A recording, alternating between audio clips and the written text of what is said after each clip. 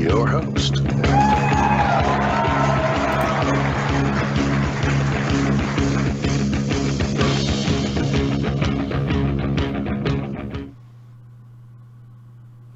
Hello, Mickey. Who's muted? Mickey's still muted. Oh, I'll do the intro. Coming back from the show. There we go. All right. Ahoy. There we go. Reserve holding requirements. Sorry, I stepped out for just a moment, and then I came back, and it was 20 years later.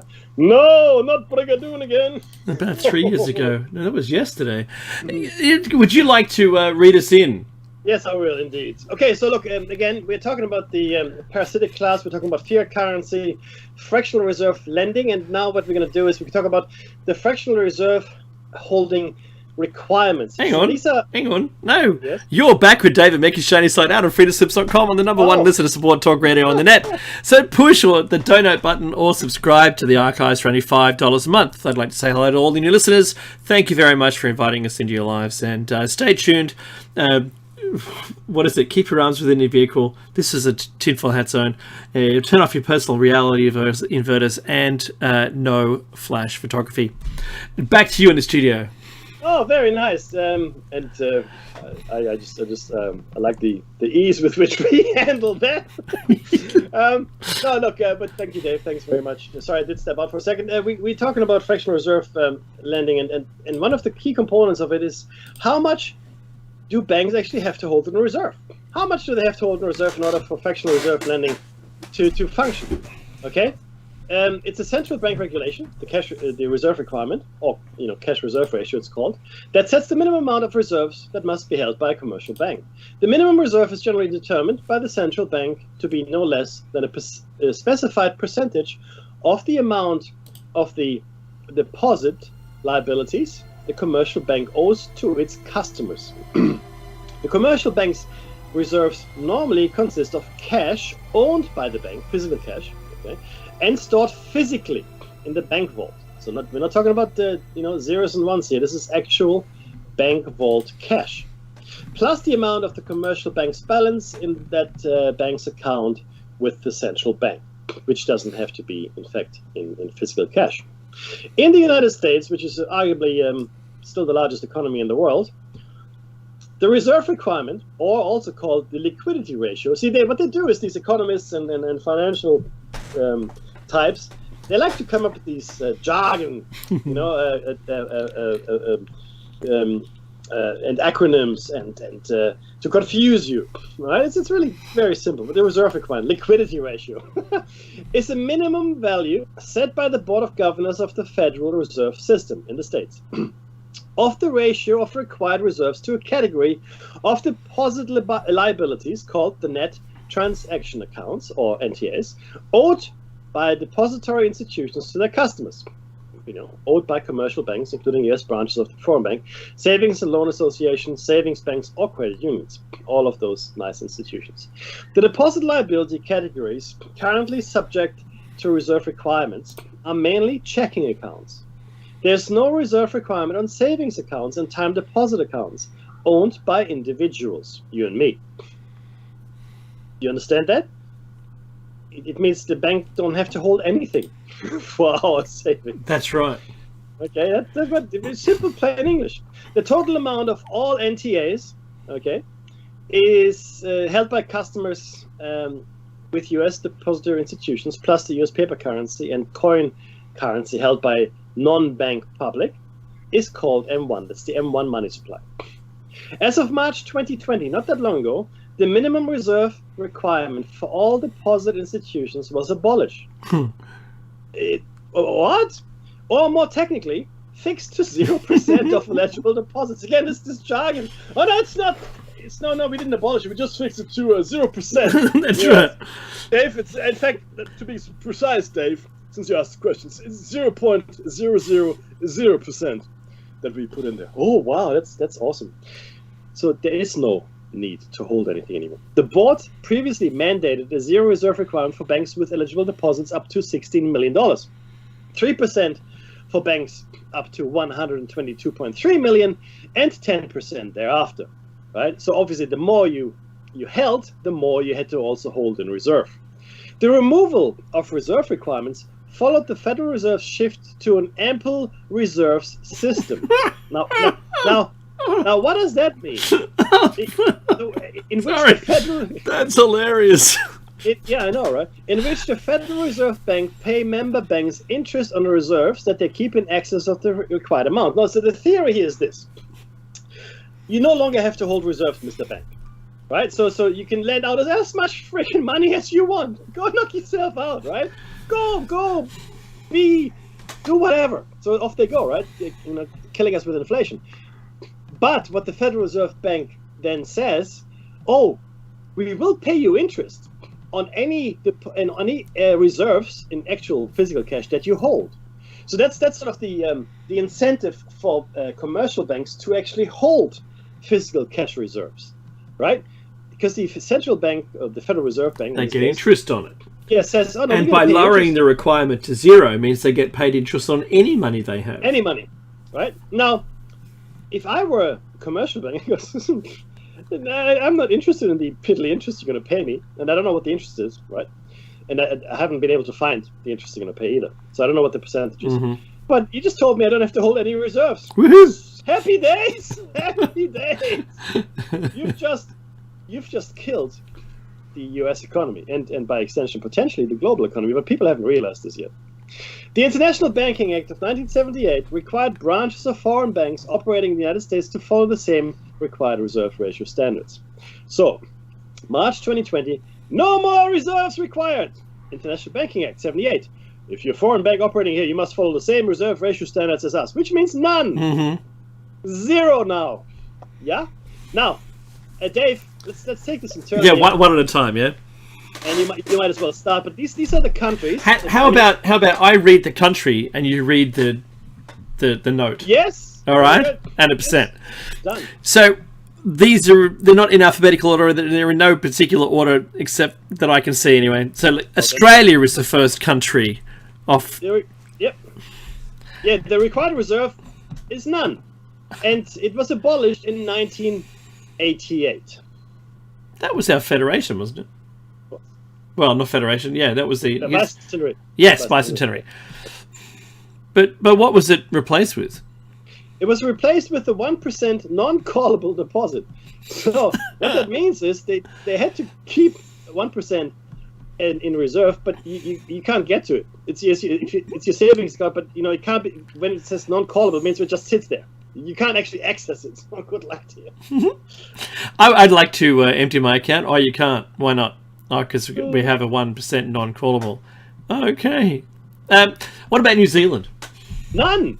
And that happened in 1985. Well, they looked like the first to learn about this. Sweden? None. And that was effective April 1, 1994. That's actually my birthday. Eurozone. 1%. And that became effective January 18, 2012, and it was down from 2% between January 1999 and January 2012.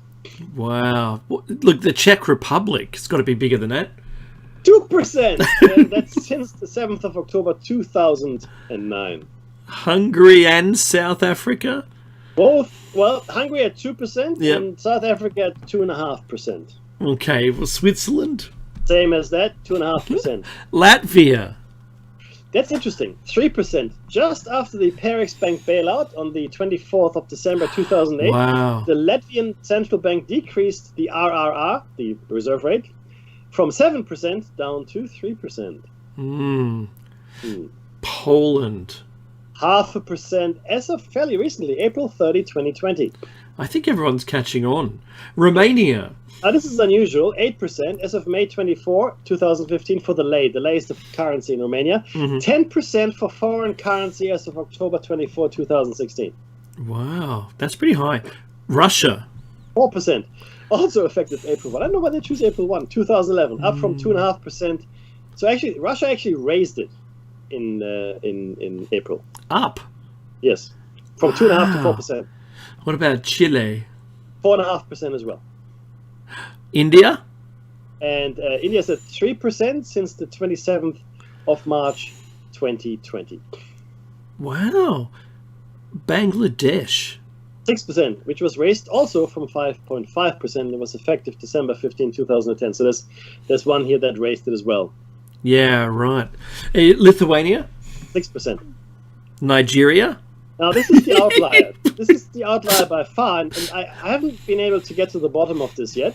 But Nigeria... Do you think it was to curb their insane inflation? Yeah, I would say that is probably exactly why. But again, I need more data. But yeah, it makes perfect sense. But they are sitting at 27.5%. It's the highest global requirement, percentage-wise, of any bank in the world.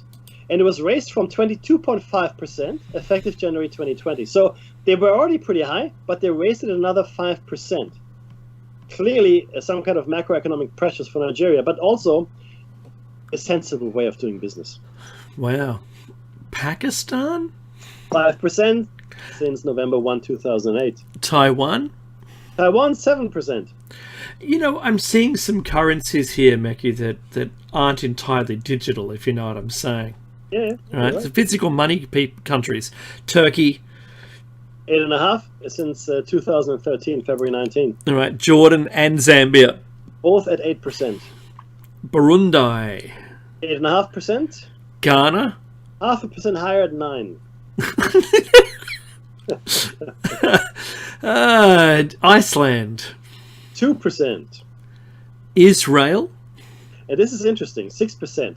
But, and this is different to other countries here, the reserve requirement is reflected in the Bank of Israel law.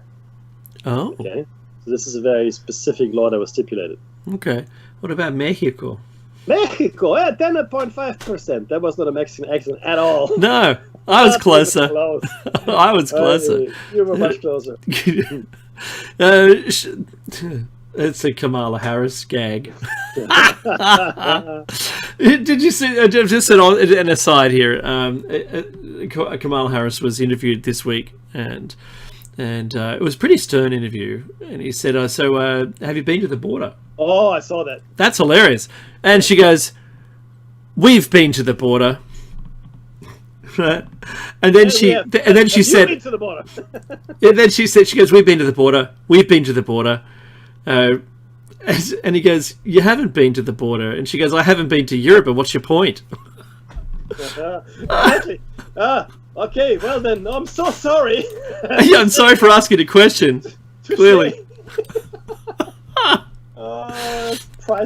I like those kind of interviews where it seems like a deer in headlights, and that they've answered a question that was never answered, never asked.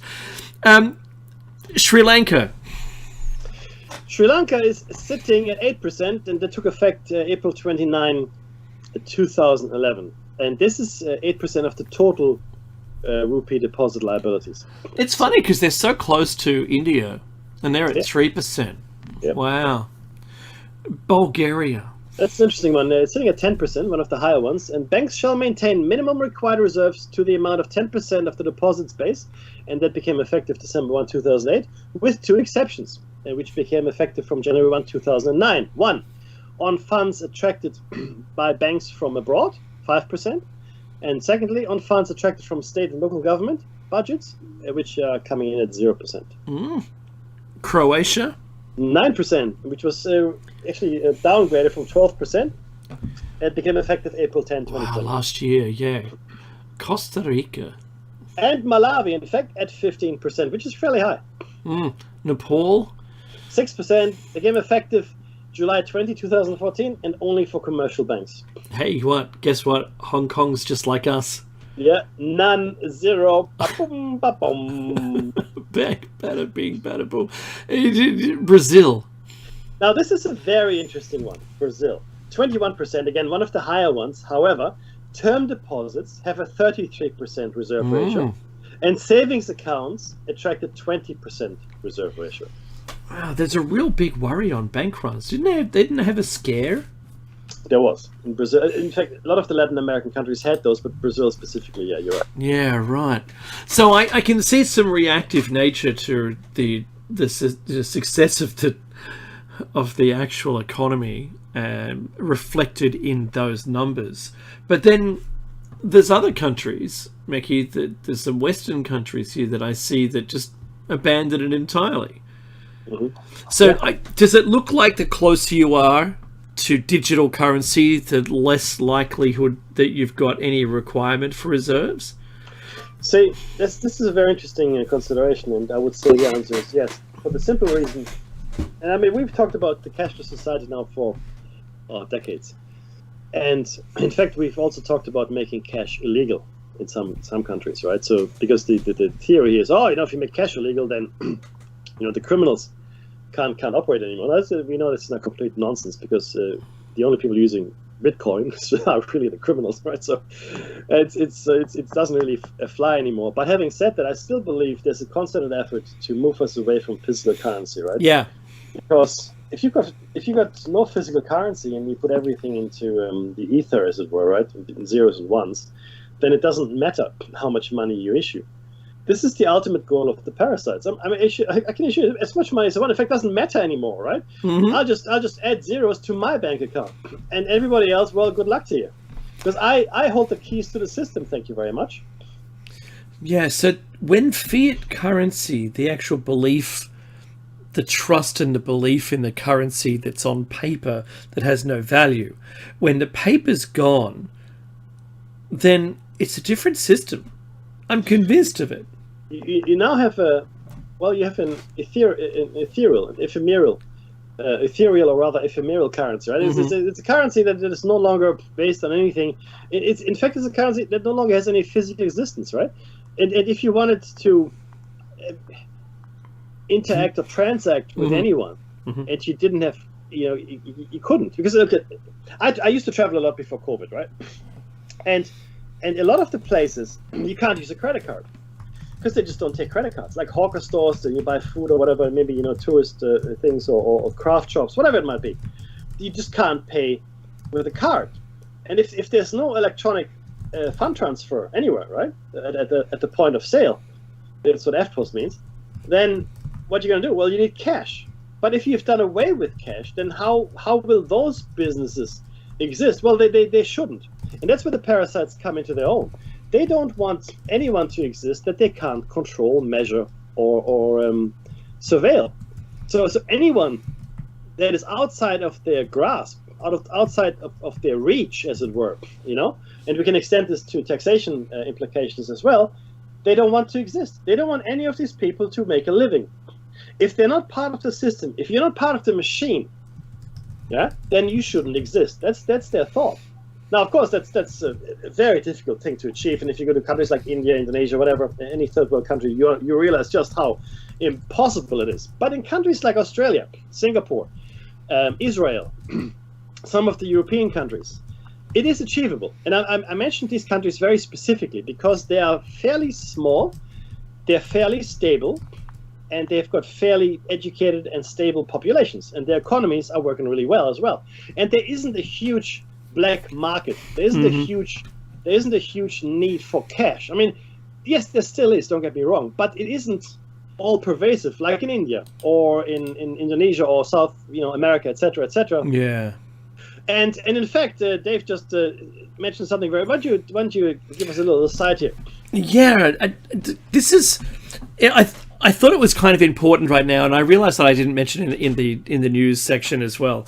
But the app that was made by the CIA, that was spread by informers who were protected, and some, I think there was one guy, I forget the name of the guy, overseas in Turkey or Iran or somewhere like that. And that's being very general, and I'm apologizing in advance. He was a criminal inside a criminal organization, and even spoke about this app. A couple of years ago in Australia, we had a news item that said a criminal gang was found with this app. No one knows where it came from or what's going on. That was once again advertising for the criminals to get in and use this. You put it on your phone and you had to hold some keys down, and it rebooted into this mode. And when you undid, like when you rebooted the phone again, it came back to a regular phone, and people could go through your phone and couldn't see it. It was all encrypted. Crazy. It was CIA written, and it's just been announced and brought down all these basically organized crime across the planet. across the planet. It was like sitting on that thing that, you know, where you could transcribe the Enigma machine live, but you couldn't act on it. I wonder how long they'd been sitting on it for, gathering this intel. They had like 7 million or 7 billion texts or something. There's some crazy numbers of all of this crime that there was going to be committed. And one of my friends, friend of the show, and I were talking about this week, talking about just all of these little accidental busts they did here and there and never claimed the use of it, but suddenly it's in the media. This is very similar to where we could go very easily once everything's digital and every transaction is monitored and, you know, examined, and organized crime goes down the toilet, since everything's got to be transacted digitally somehow. But see, the thing is this, right? And this is where I guess blockchain and cryptocurrencies come in as well, as a true competitor. We're going to talk about this at the end of the show cycle. As a true competitor to the fiat currency, currency, but the digital fiat currency, right? Mm-hmm. So right now, fiat currency is still physical, but once fiat currency moves into the digital realm, which it could, in like I said, places like Singapore, Australia, and some European countries certainly, then it is in direct competition with Bitcoin and Ethereum and whatever else there is, right? And all of a sudden, the difference here is, of course, they're backed by the state, digital fiat currencies, whereas Bitcoin and Ethereum, etc., are backed by, well, whoever trades in them, right? That's it. Dogecoin, doesn't matter who, and it's all demand. It's demand value. Correct, and see, this is where we also need to take into consideration where we have moved as far as nation states are concerned. So back in the olden days, the nation state was the entity that we all lived in, right? And the nation state determined the laws, and the nation state looked after the people, or more or less, or whatever. And corporations usually, corporations as such didn't exist. I mean, they existed as companies, but these global corporations were just nascent. They didn't, really exist.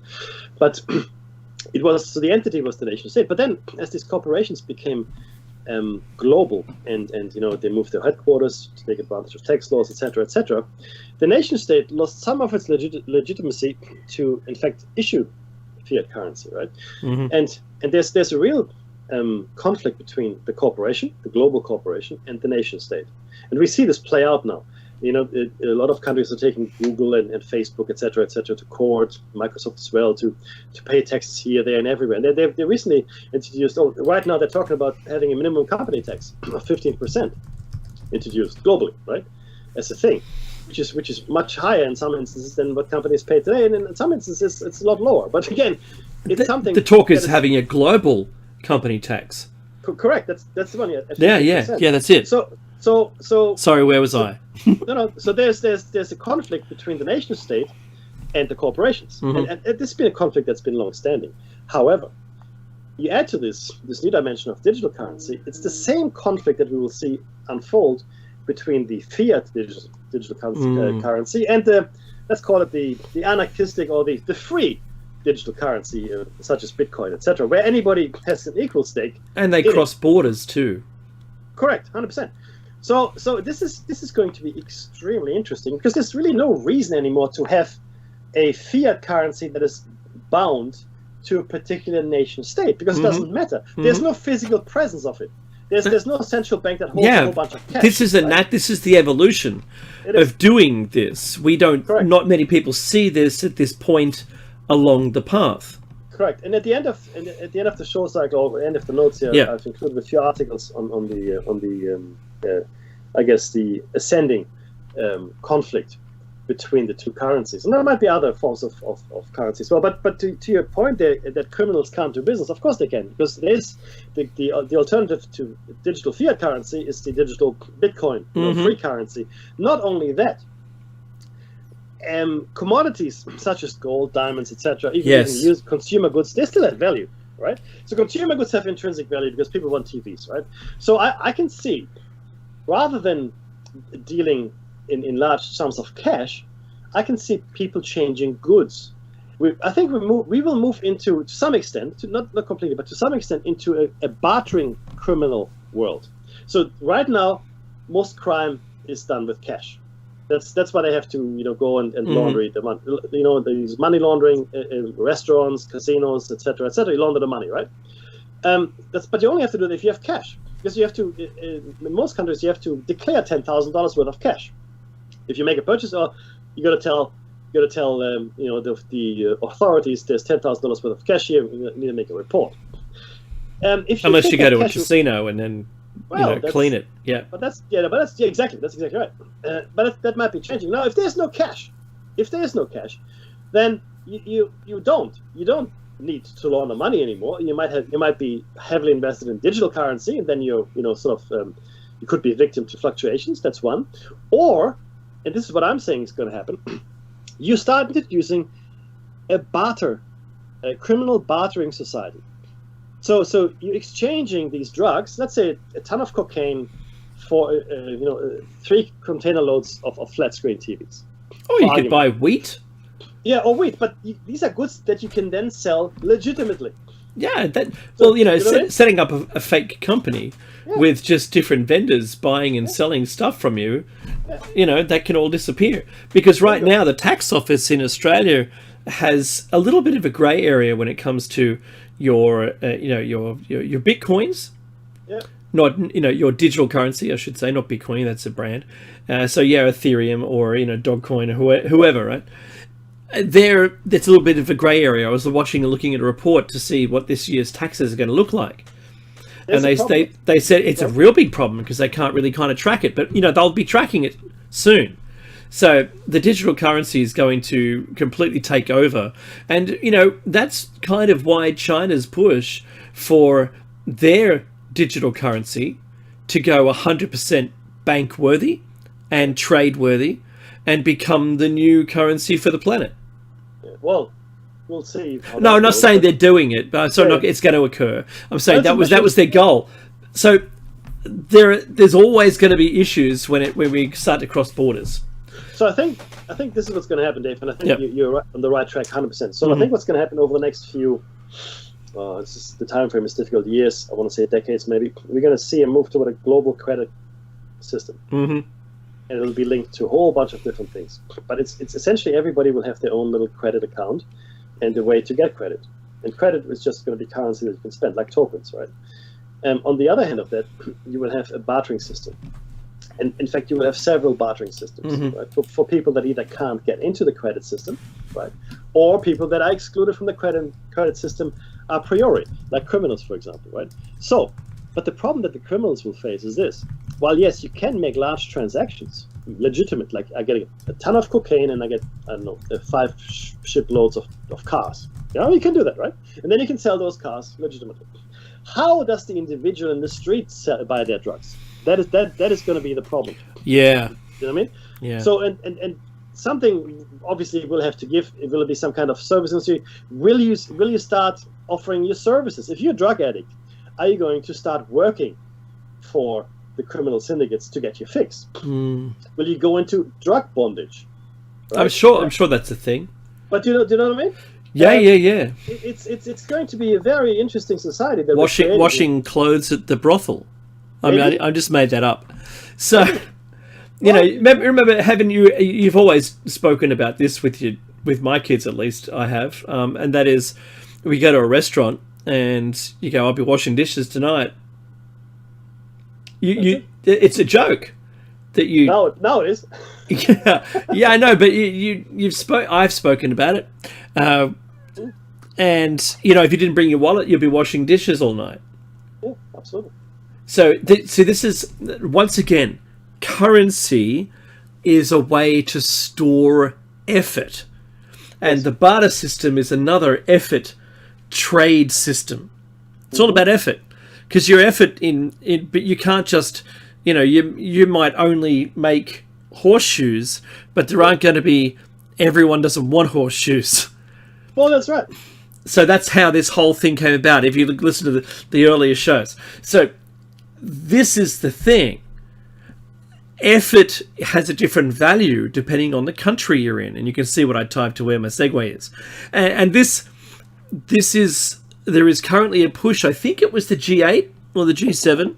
We're talking about G8. we're talking about this week also talking about trying to balance the effort across and the value of that effort across all of their G8 countries, and then extending that further and further out. It's tough. Yes, it is very tough, because you think about all of those multinationals who take advantage of the lower labor costs in one country where that would no longer be viable. Bingo.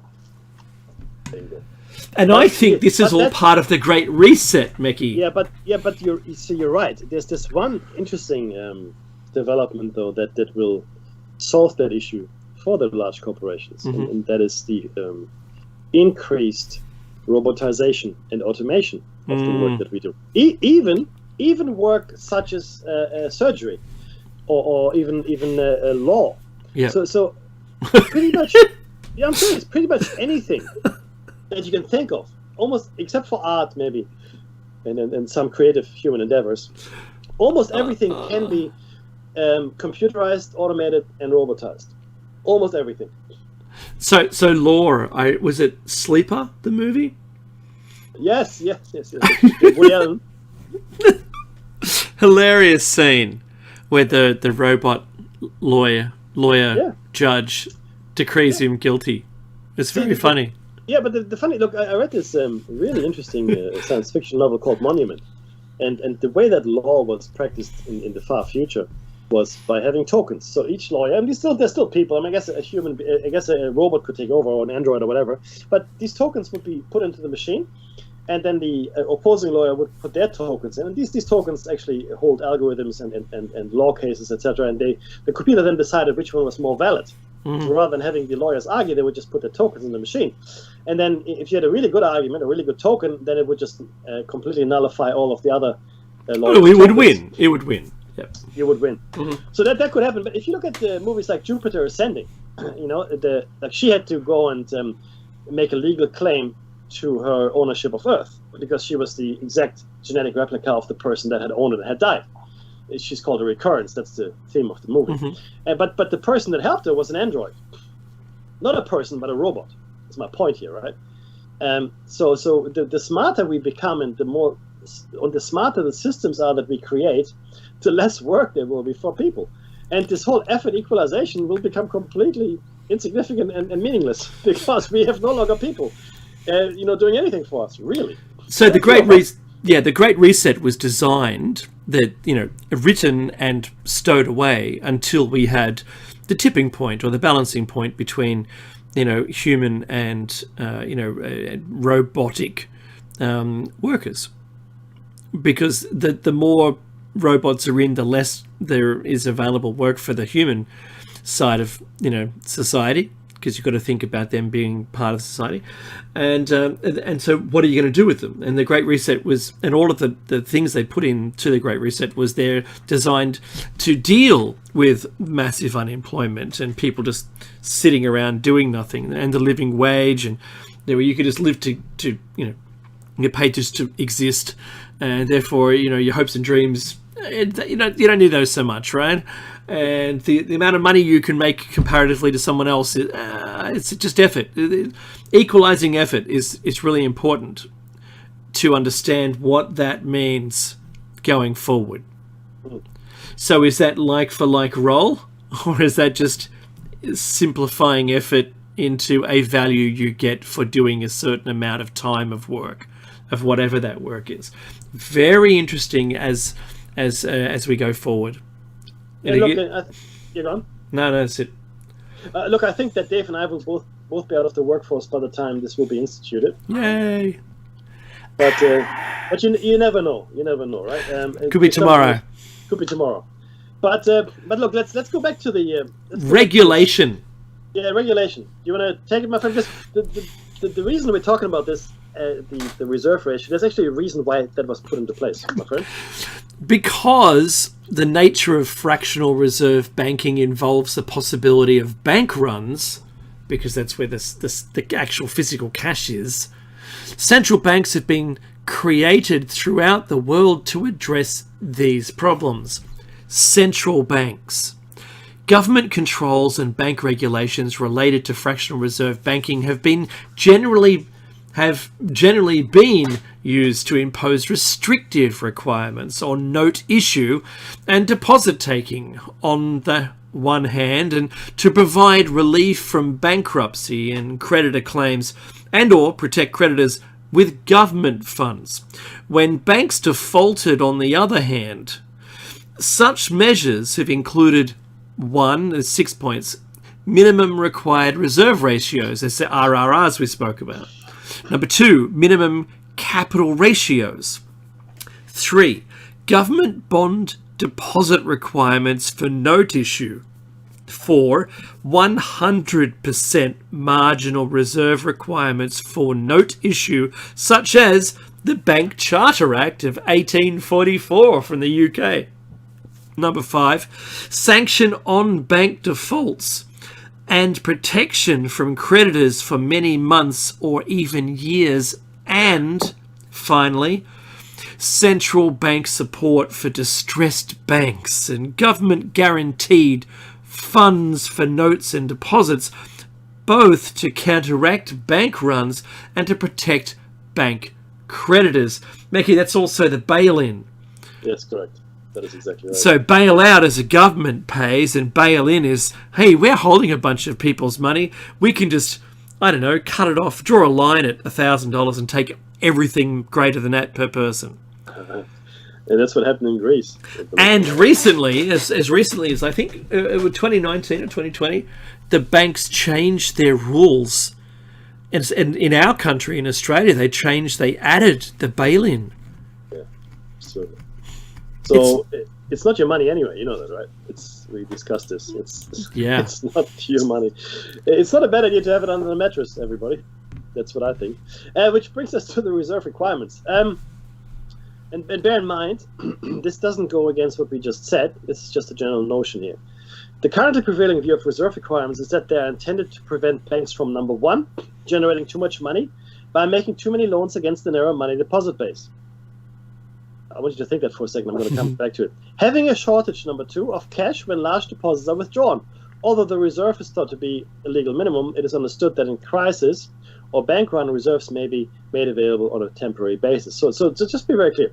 A whole bunch of countries no longer have reserve requirements. Okay? Mm-hmm. They don't. But the number 1 reason they were there in the first place was to stop the generation of too much money by making too many loans against the narrow money deposit base, which in fact is no longer narrow, it's non-existent. Mm-hmm. Okay? And then having a shortage of cash, of course, when there's a bank run, right? Because that'll happen. If there's no requirement for deposits of physical cash, then the money can never ever be paid out to all of the people that the bank owes money to. And it doesn't matter. They could just, it doesn't matter. Yeah. There you go. I just typed it in. Now, this is interesting. In practice, some central banks, as we have learned, do not require reserves to be held, as we've just learned. And if this doesn't worry you, it should. It really should worry you. I'm not an alarmist. Well, not much. But, I'm not really. I'm just trying to warn you of real dangers. No, right? You're a realist. Yeah. I'm a realist. Now, so they don't, you've seen it now. But see, in some places that do require reserves to be held, such as the United States, and the European Union, some places at least, the reserves are not required to be held during the day. Reserve requirements are intended to ensure that the banks have sufficient supplies of highly liquid assets so that the system operates in an orderly fashion and maintains public confidence. And the last thing here is the most important thing. Maintain public confidence. Because once you lose public confidence in your fiat currency, forget fractional reserve lending. That goes right out the window with everything else. There'll be anarchy in the streets. If the public loses confidence in the currency that is issued by the country in which they reside, we are one step away from anarchy. Yeah. So, Mickey, the quote here that I can't let go of, and that is, the reserves are not required to be held during the day. During the day. That's when the bank is open.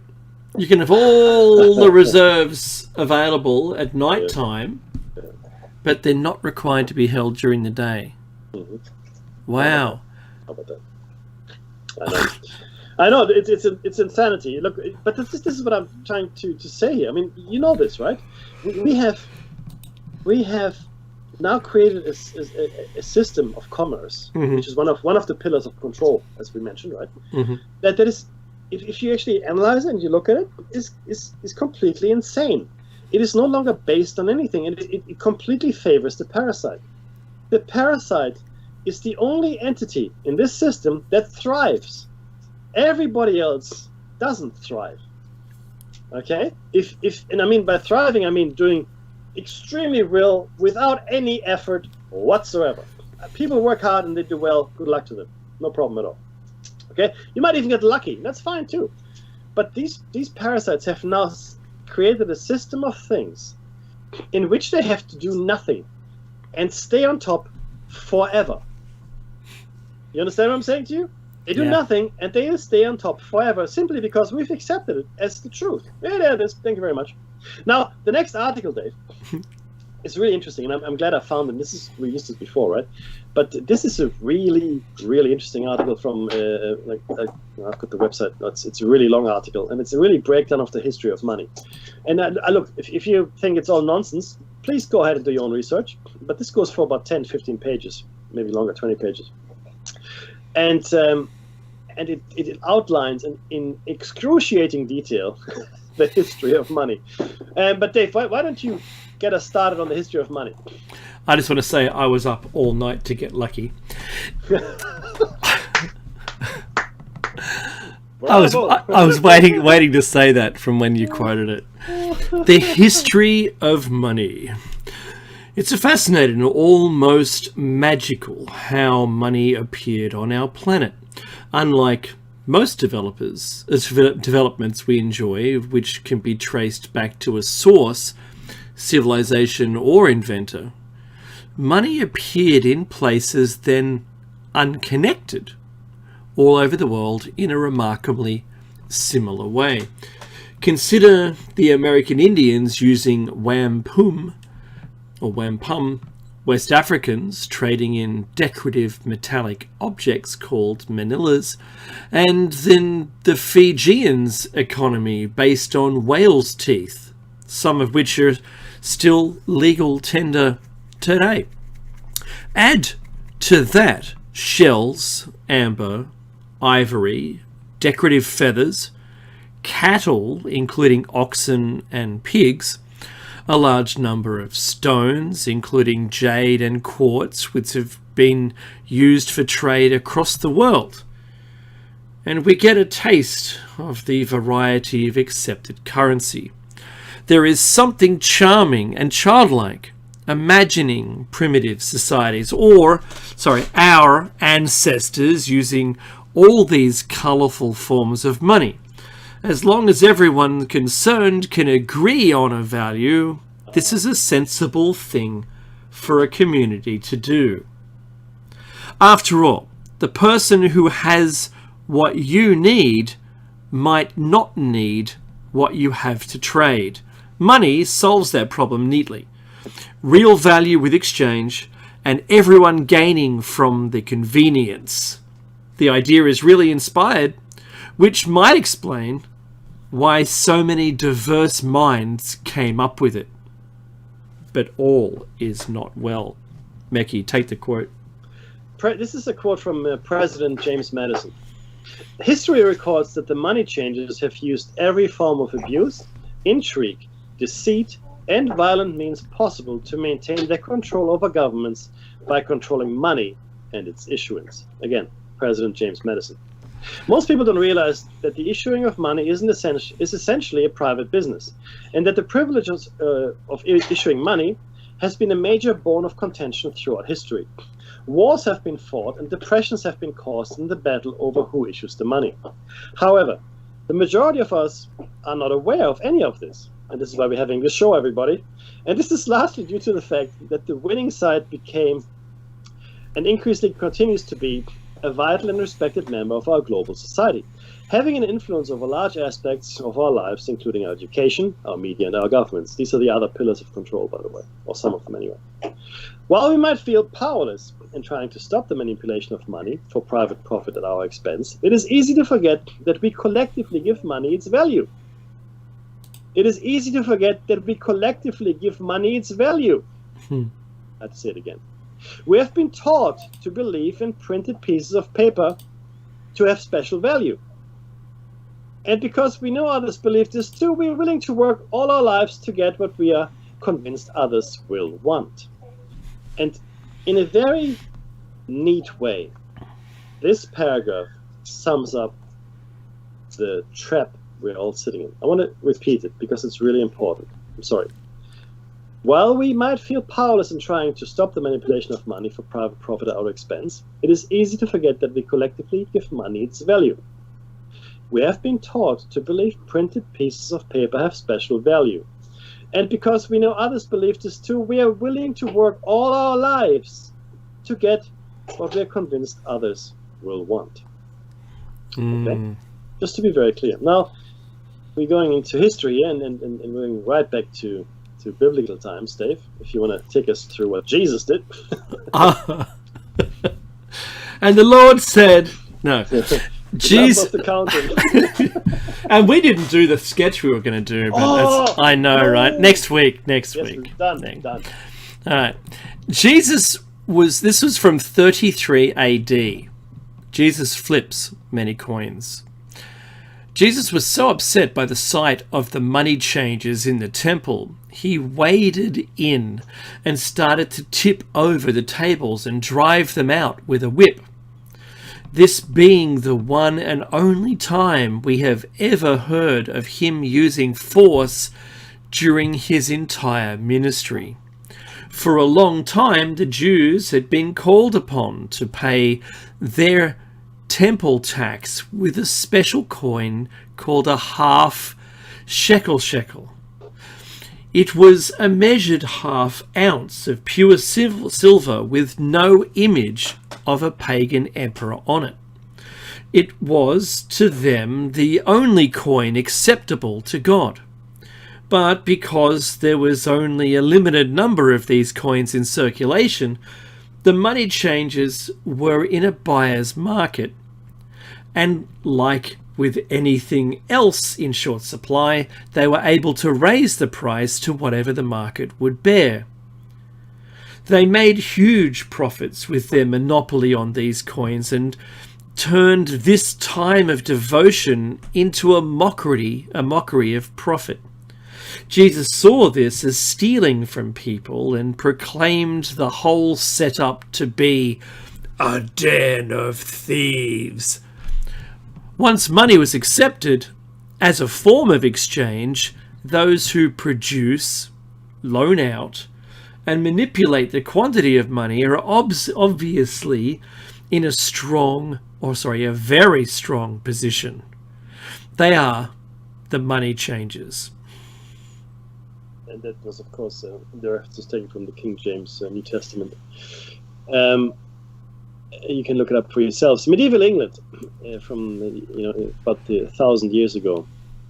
Here we find goldsmiths offering to keep other people's gold and silver safe in their vaults, and in return, people walking away with a receipt for what they have left there. Not just in England, but all over Europe. These receipts soon became popular for trade as they were less heavy to carry than gold and silver. I mean, if you've carried gold, and maybe you're fortunate to have been in the position, it's heavy. Gold is heavy. After a while, the goldsmiths must have noticed that only a small percentage of the depositors ever came in to demand their gold at any one time. So cleverly, the goldsmiths made out some receipts for gold which didn't even exist, and then they loaned it out to earn interest. They incorporated this practice into the banking system. They even gave it a name to make it seem more acceptable, christening the practice fractional reserve lending, or fractional reserve banking, which translates to mean lending out many more times of money than you have assets on deposit, and which we've just learned. Okay, this is how it came about. Today, banks are allowed to loan out at least 10 times the amount they actually are holding. So while you wonder how they get rich charging 11% interest, it's not 11% interest a year they make on that amount, but actually 110%. And in fact, as we've learned as well, there no longer are any requirements for reserves at all. So it's no longer really fractional reserve lending, Dave. It's just, I want to do whatever I want with the money that I don't have. That's what it's called now. Money. Money's all that matters, money. That's right, money. That's a Simpsons quote. I think that was Mr. Plow episode, I think. Plow King. Okay, the tally sticks. This is from 1100 to 1854. King Henry the First produced sticks of polished wood with notches cut along one edge to signify the denominations. The stick was then split full length, so each piece still had a record of the notches.